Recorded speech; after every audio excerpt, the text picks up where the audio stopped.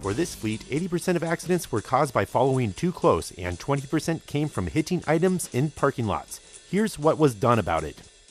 Well, one of the things that we did find out after winning the safety award that there were some accidents that we could not identify what it was causing it. So we did mined some data, and we learned that there was a trend that basically 80% of our vehicles were related to following too close.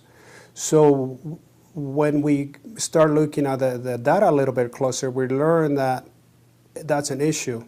The other 20% was about hitting items in parking lots, for example, basically not moving objects. So what we did is, what technologies out there that NAFA is using at other fleets to combat this situation? So what we learned is that telematics, a lot of folks are using GPS systems and such, and we learned that in our model we could not use a simple GPS system because we wanted to know what the driver was doing inside the cab versus just letting us know where the vehicle was when it was involved in an accident, which mostly of the GPS units do.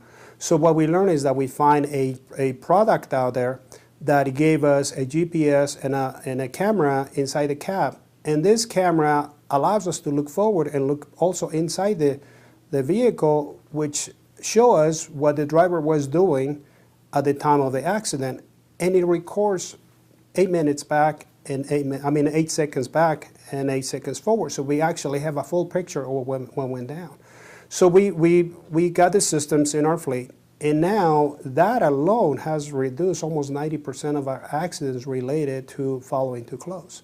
So in real dollars, that's into the hundreds of thousands of dollars savings, and also the exposure to the company.